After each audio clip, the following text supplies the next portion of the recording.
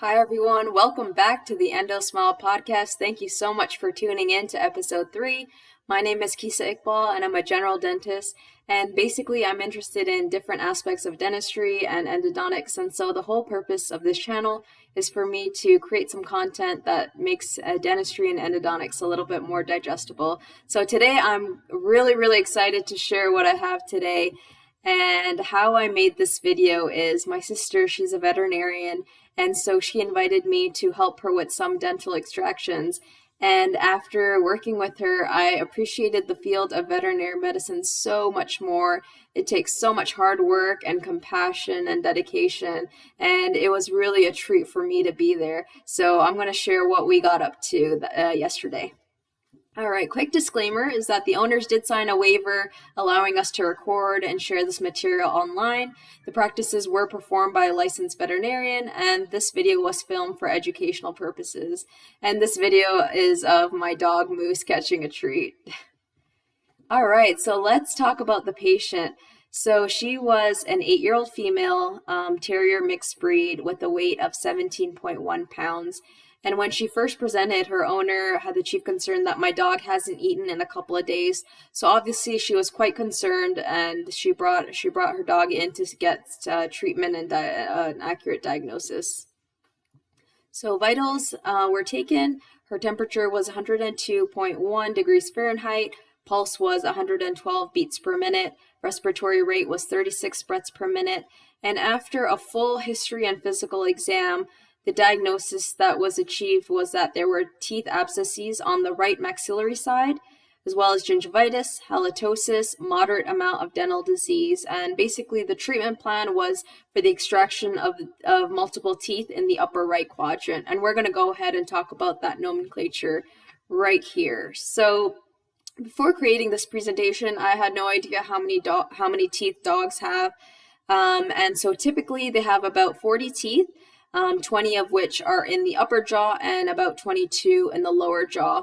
And I'm going to get my pointer out so I can show you guys some details. So if we focus in on the upper jaw, there's about 6 incisors, 2 canines, and about 8 premolars, 4 on each side, and about 4 molars, 2 on each side.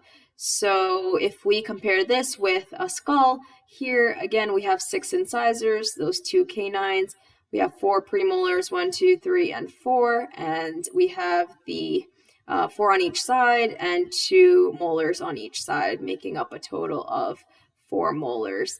And so the area that we were focusing on for this particular patient was around P4, M1, and M2. This image explains the different staging that can be used to classify periodontal disease in dogs. So in stage 0, we have normal healthy teeth and gums. Stage 1 is classified by mild gingivitis and plaque. Stage 2 presents with moderate gingivitis. And definitely where we start getting a little bit more concerned is in stage 3 and 4. So in stage 3, it's categorized by severe gingivitis, and a dental cleaning is recommended immediately to remove calculus, along with antibiotics, pain medications, and extractions are likely. In stage 4, end-stage periodontal disease, a dental cleaning is immediately needed. Extractions, antibiotics, and pain medications will be necessary as well. So we'll see in our patient, there's definitely periodontal disease present. Okay, I included this image because I was blown away with how detailed an adult canine dental record can be. I was very surprised that there were so many similarities in different factors that they look at compared to adult humans. So if you see here, they look at calculus, gingivitis, recession, probing depths, furcation involvement, mobility, and there were so many parallels between dentistry and veterinary dentistry as well. And I was even surprised to see that they look at different things like jaw relationships, skull types, and canine angulations. And to me, this was really something I didn't know existed.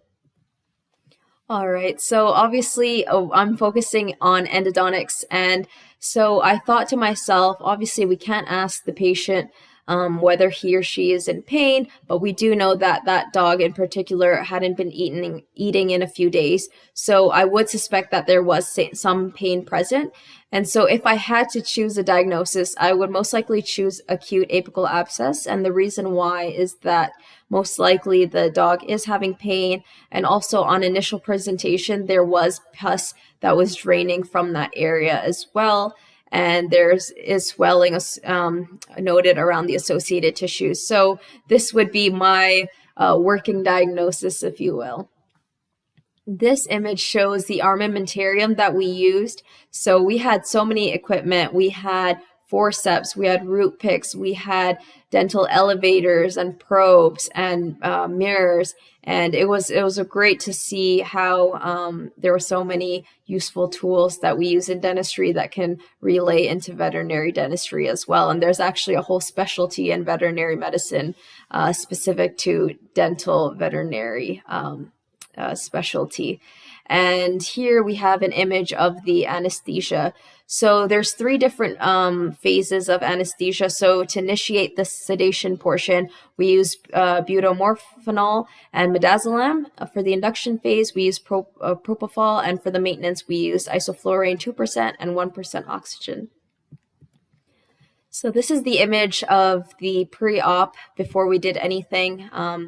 So you can definitely appreciate the calculus buildup, signs of gingivitis, definitely edema and calculus buildup. There was definitely gingival recession noted on both teeth. This is P4, this is M1, and M2 is a little hidden in the back. And definitely when we were probing these sites, the probe was going all the way in. So it definitely didn't look healthy at that point. And this is a zoomed up picture of that. So we could see the furca in the M1 tooth. And also you can just appreciate how swollen and rolled the gingiva looks around this area. So the first thing that we had to do was a dental cleaning. So you can compare this previous slide, how much calculus was built up, and this is after the cleaning. So it looks a lot better. However, we do still have mobility that was noted. On M1, it was about class 3 mobility, and on P4, it was about class 2 mobility, and we did have that isolated pocket. So we went ahead and took pre-op x-rays. Here, we can see that we probed on the left side as well, because we were focusing obviously on the upper right side, but we wanted to make sure that there was no other active infection going on in the other parts of the mouth. So we probed all around. The left side did have some probing depths, but not as apparent as on the right side. This is the pre-op image that we took. So this was very interesting because this was the first time I ever did used a film radiograph, because I've only ever used digital. It was a great learning experience to see a different technique. So if you focus around here, this is the M2 tooth. We have M1 here, and you can appreciate that the root looks quite conical. P4, we have that distal root here and the mesial here. And you can really appreciate that radiolucency around this area as well. And like I said, both these teeth, as well as M2 actually, they all presented with mobility. And in this image, you can see that we used a periosteal elevator to retract gingiva so that we could get better visualization around that area. And you can really see how much recession and bone loss is present there. This video basically highlights at this point, we had already elevated the tooth and it was quite mobile, so we just used the forceps to basically grab that tooth and remove it. But most of the tooth had already been loosened by the elevator that we had wedged between the 2 teeth. And so you can see that both M1 and M2 came out in one piece. And you see that here. And I have that probe just so that you could appreciate the size of it. So we did something similar when we focused our attention to P4. So after we had taken out M1 and M2, we focused our attention on P4, and we had thought we removed everything. But when we took that post-op x-ray, we noticed that we still had that mesial root still in there, and that was quite challenging to remove. And you can see in this image, we were trying to use forceps and this is the periosteal elevator. We were trying to basically create a wedge so that we could get some form of purchase point. And unfortunately, we weren't able to get that with forceps. So what we had to do was we used a drill to basically create a trough around that buccal bone. And after creating that trough, we were able to get more of a purchase point, and we were able to extract that mesial root that was quite stubborn in there. And this is the little bugger that gave us so much problem. So once it was out, we were excited and we were ready to get the dog off general anesthesia. And obviously throughout the time that we were working, we were making sure that we were monitoring the patient to make sure that the vitals were fine, and also keeping in mind that we had to work effectively and efficiently as possible, because obviously we don't want the dog to be under general anesthesia for a long period of time.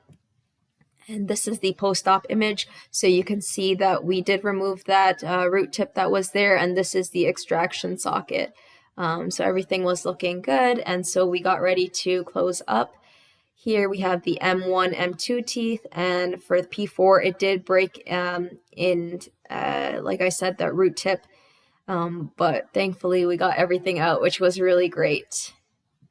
This is the image of the post-op. So after we removed those teeth, we placed what's called console putty, which is actually a veterinarian bone graft material, and it's used in both felines and canines to help with hemostasis. So we did put that putty in there, and then we placed single interrupted sutures using 2O Vicryl, and those were resorbable so that the patient and the client didn't have to come back to get the sutures removed, and we were able to achieve hemostasis that way and reapproximate those tissues.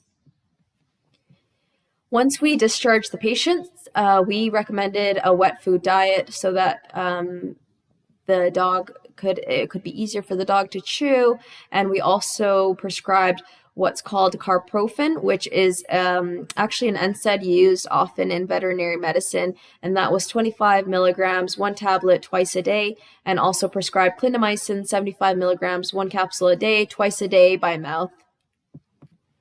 And these are the sources I used to create this presentation.